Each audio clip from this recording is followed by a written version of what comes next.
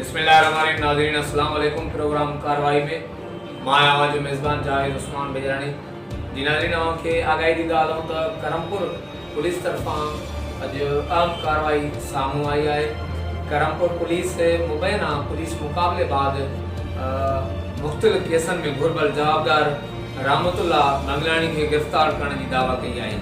Karampur police जो चवणु आहे त जवाबदार खां हिकु SMG गन, हिकु मैगज़ीन, 10 राउंड ऐं हिकु मोटरसाइकिल बरामद कई आहे।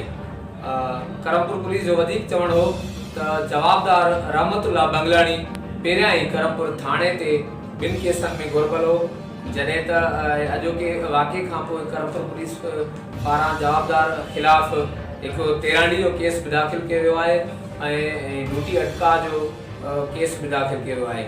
पुलिस जो वधीक चवणो त सुभाणे जवाबदार खे ATC कोर्ट कंदकोट जेको आहे पेश कयो ऐं उनजो रिमांड वरितो वेंदो।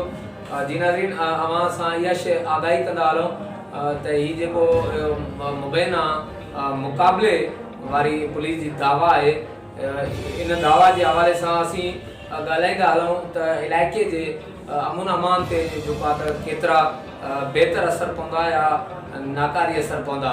ॿिए तरफ़ इहे बि इलाइक़े में चौबोल आहिनि त घुर्बल जवाबदार खे सुबुह सवेर ई जमाल जे इलाइक़े मां गिरफ़्तार कयो वियो ऐं उनखां बाद में करमपुर वेझो करमपुर जी हद में जेको आहे त मुक़ाबिलो ॼाणायो आहे करमपुर पुलिस तरफ़ां।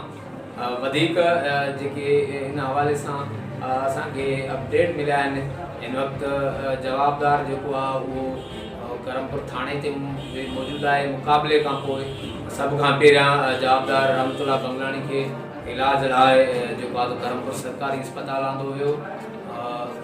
इब्तिदाई तिबी इमदाद खां पोइ जवाबदार खे करमपुर थाणे ते मुंतक़िल कयो आहे, जेको हिन वक़्तु जवाबदार